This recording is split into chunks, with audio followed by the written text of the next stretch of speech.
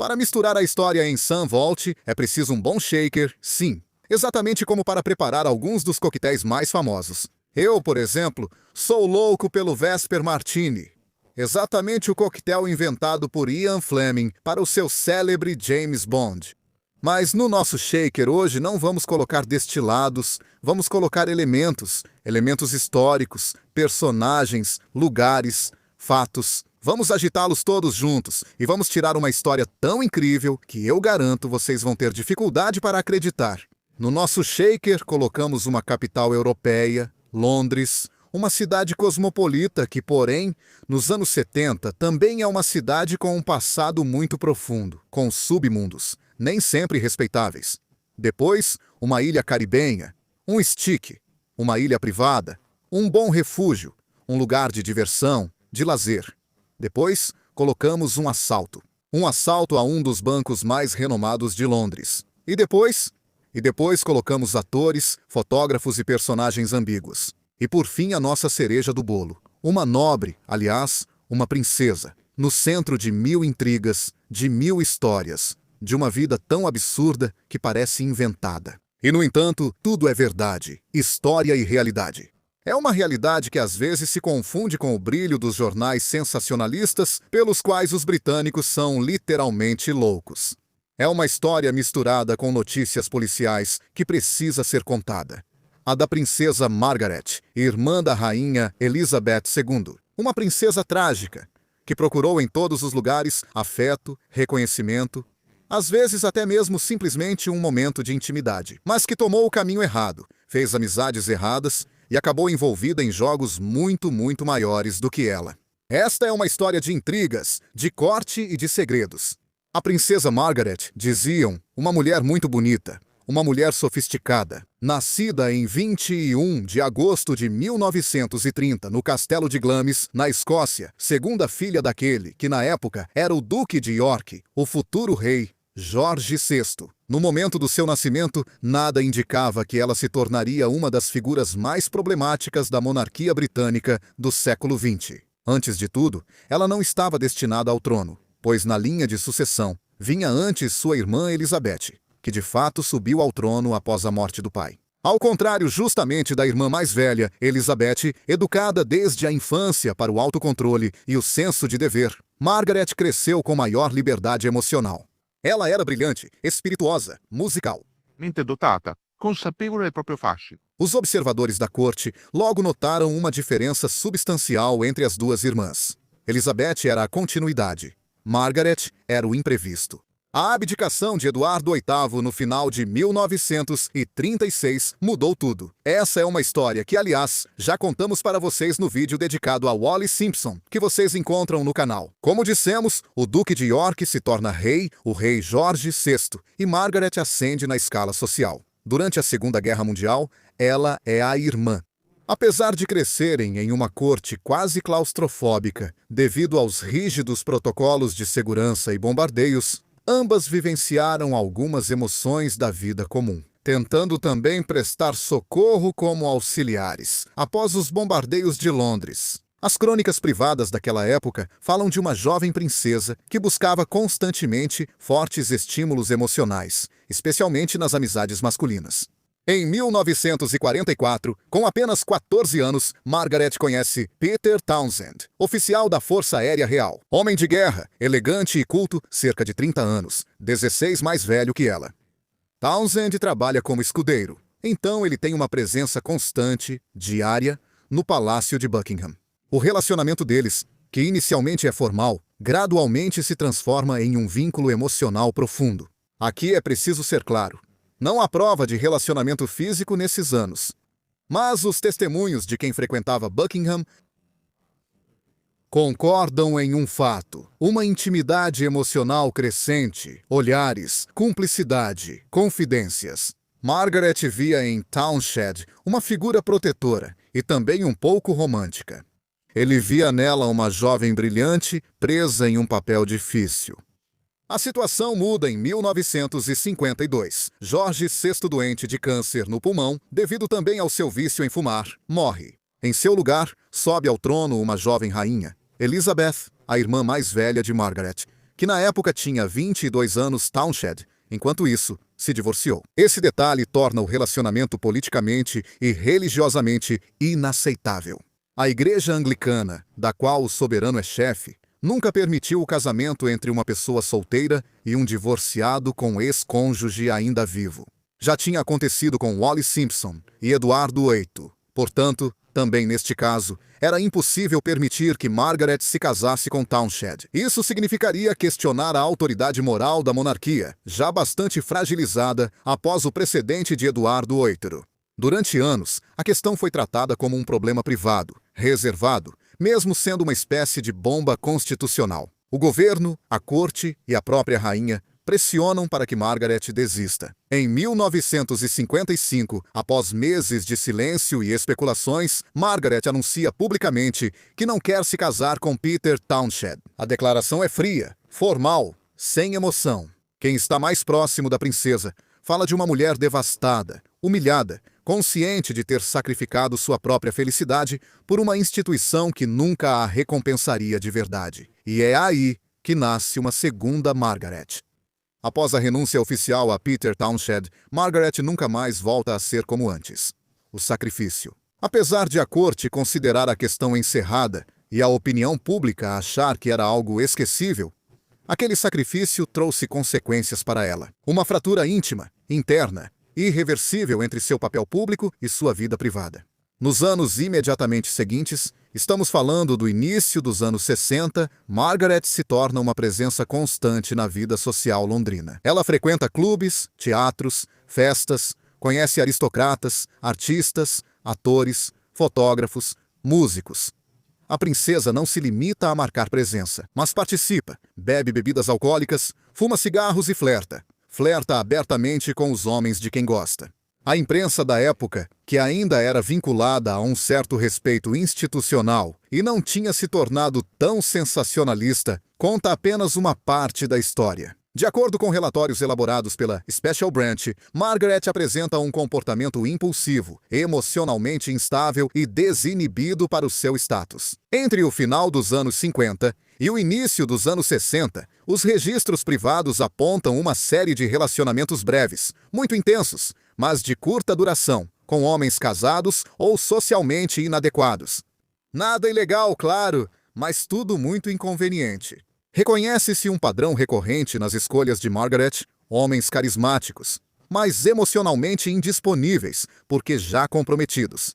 Todos os relacionamentos são marcados por ciúmes e desequilíbrios de poder, porque Margaret faz valer seu próprio status. Ela alterna sedução e pedidos de atenção, como uma criança. E quando seu amante finalmente se afasta, Margaret reage mal, com excessos, em público.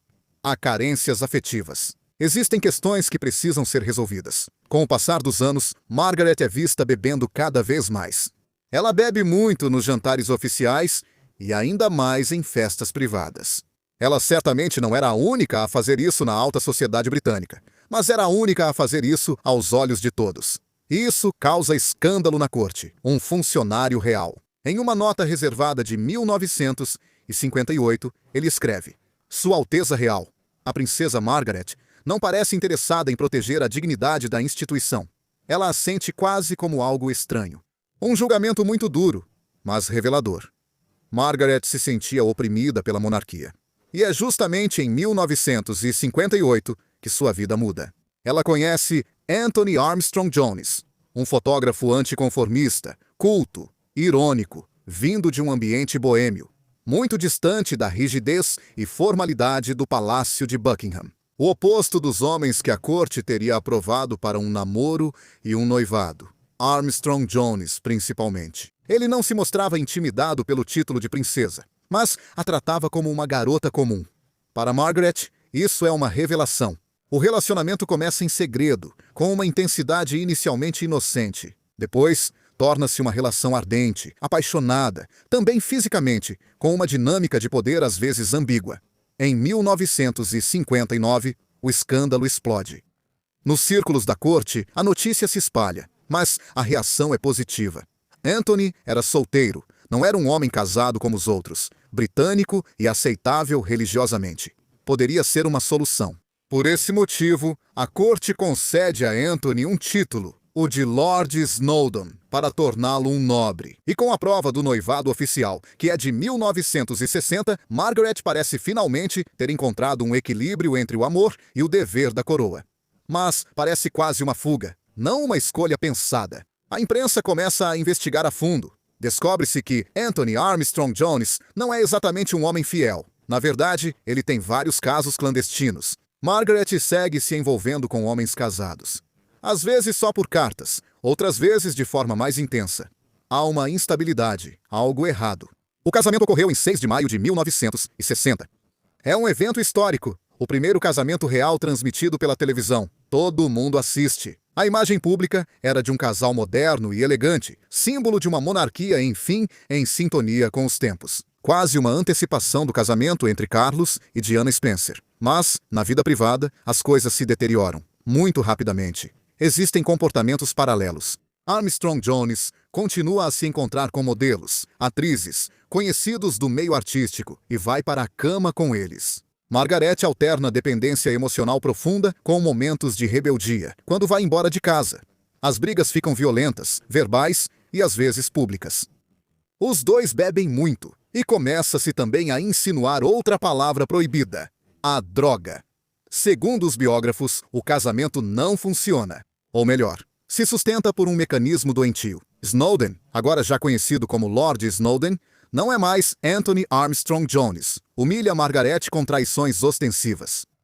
Margaret reage com atitudes cada vez mais provocadoras. E ambos se machucam mutuamente, usando a imprensa como arma indireta. Eles deixam que os jornais publiquem os escândalos, para se machucarem. Uma espécie de sadomasoquismo emocional. Margaret, de qualquer forma, continua sendo julgada. Uma princesa rebelde, incontrolável. No fim dos anos 60, com o casamento com Snowden já abalado, Margaret inicia outro relacionamento decisivo, com John Bindon. Tudo o que um amante real nunca deveria ser. Um ator de personagens, conhecido por papéis de gangster e criminoso, com antecedentes criminais por agressão, descrito por quem o conhece bem como um homem violento, manipulador e sexualmente dominante. O relacionamento não é oficial, longe disso, mas está amplamente documentado por vários depoimentos. Bindon exerce sobre Margaret uma atração brutal, distante de qualquer romantismo. Vários amigos da princesa dizem que era uma relação fisicamente intensa, mas psicologicamente destrutiva. Bindon, anos depois, contaria sobre encontros sexuais extremos, episódios de violência consensual. Uma dinâmica de poder que oscilava entre atração e medo. É preciso dizer que não há nenhuma prova escrita que confirme esses relatos. Mas o fato de que o Palácio de Buckingham nunca tenha tomado medidas legais contra Bindon para desmenti-lo ou silenciá-lo alimentou a suspeita de que as declarações do ator fossem, pelo menos em parte, verdadeiras.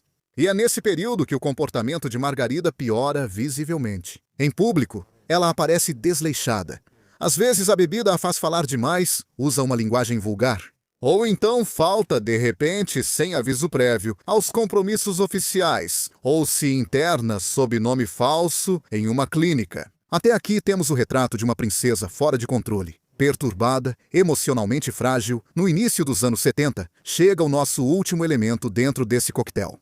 E é um elemento criminoso. Setembro de 1971. Um grupo de criminosos, ainda hoje não completamente identificado, cava um túnel começando de uma loja alugada. Lissac, uma loja de bolsas femininas embaixo da Baker Street, e assalta o setor de cofres do Banco Lloyds. O assalto da Baker Street, ao qual foi dedicado há alguns anos um filme até bastante famoso, torna-se conhecido não só pela audácia do golpe, mas pelo que nunca é oficialmente contado. Antes de tudo, o valor real do roubo. Há quem diga 300 mil libras, há quem diga 1 milhão de libras. Há quem diga 3 milhões de libras da época, de qualquer forma, uma quantia absurda. Depois, pelo fato de que alguns dos titulares das caixas de segurança saqueadas no setor de cofres nunca revelaram o conteúdo dessas caixas de segurança. E, por fim, pelas investigações jornalísticas conduzidas pelo Daily Mail e pelo Guardian, segundo as quais, entre o material produzido e encontrado, havia fotografias comprometedoras. de ministros do governo envolvidos em atos de sadomasoquismo ou pedofilia, ou até mesmo de uma certa princesa, e comportamentos íntimos com um ator conhecido por interpretar papéis de gangster nos filmes, John Wyndham. As hipóteses se acumulam.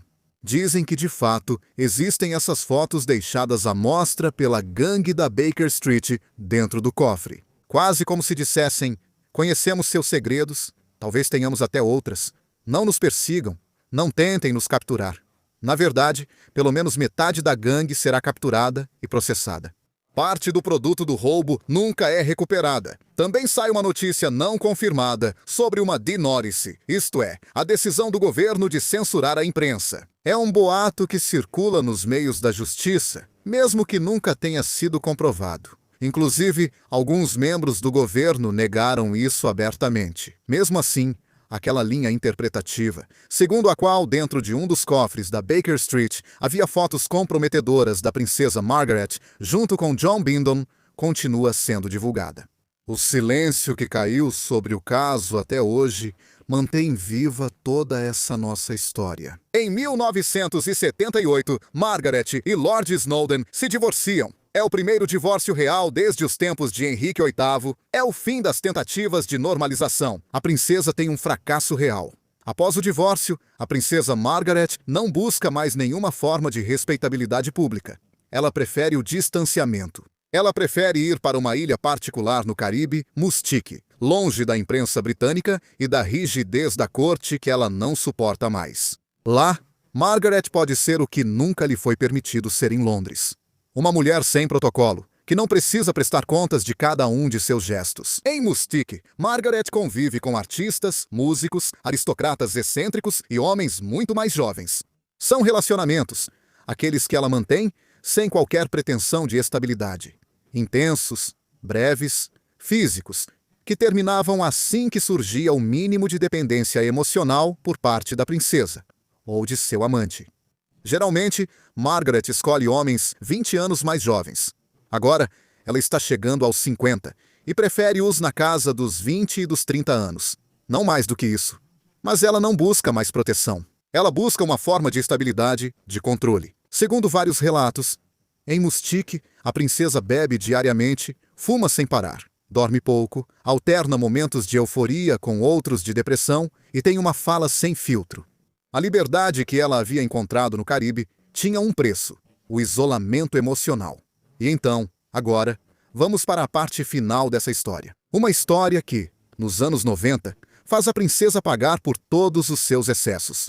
Um derrame, problemas respiratórios, graves complicações ligadas ao fumo e ao álcool, aparições públicas muito raras, muitas vezes constrangedoras para a corte. Margaret nunca é reabilitada pela mídia. Não lhe é concedido um papel de idosa sábia como o da mãe, nem de figura afetuosa. Ela quase vira um resíduo incômodo de uma era que a monarquia preferia esquecer: a dos escândalos. Apesar de os escândalos, nos anos 90, voltarem a aparecer diariamente dentro da corte, as relações com a irmã Elizabeth permanecem formais e corretas. Não há provas de uma reaproximação completa, embora Elizabeth sempre tenha mantido uma forma de carinho em relação à irmã mais nova. Margaret morre aos 71 anos em 2002. Poucas semanas depois, sua mãe também falece. Com Margaret, encerra-se definitivamente uma era, mas não a nossa história. Porque hoje, os historiadores concordam em um ponto essencial. Margaret não foi simplesmente uma princesa caprichosa. Ela foi uma mulher educada para desejar, mas não para escolher. Uma figura usada como advertência: não façam como ela. Um para-raios emocional para uma monarquia que parecia estar em crise. E uma pessoa sistematicamente privada da possibilidade de errar em suas questões pessoais. O caso da Baker Street, o relacionamento com John Wyndham, os silêncios oficiais, a censura às vezes na imprensa, tudo indica que suas tentativas de escândalo não eram por amor. Era apenas a possibilidade de uma princesa demonstrar desejos incompatíveis com a imagem da coroa. Margaret pagou tudo isso com a reputação, a saúde, a solidão e uma memória histórica que muitas vezes é distorcida. A princesa Margaret não foi uma heroína, também não foi uma mártir. Ela foi algo mais incômodo, uma mulher real em um sistema que não previa mulheres reais. E por isso, até hoje, ela continua incomodando. Há ainda um último elemento em nossa história, sempre relacionado ao assalto na Baker Street. O dossiê da Special Branch e da Scotland Yard sobre aquele assalto está sob sigilo por ordem da coroa até 2056. Foi dada ordem para manter silêncio sobre o caso por um período tão longo que nos faz perguntar: por que a imprensa não deve divulgar? Por que a opinião pública não deve saber? Por que se deve continuar mantendo segredo sobre um fato que remonta a mais de meio século atrás? Talvez porque as fofocas, as suposições, as hipóteses, tudo o que foi levantado na época, talvez haja um pingo de verdade ali dentro. Talvez. Mas, para saber mais, teríamos que esperar o término natural desse período. Teríamos que esperar até que finalmente os arquivos fossem abertos e trouxessem total clareza sobre o caso da Baker Street. Talvez o último segredo da princesa Margaret, o último caso de um escândalo real que ainda hoje permanece parcialmente na sombra.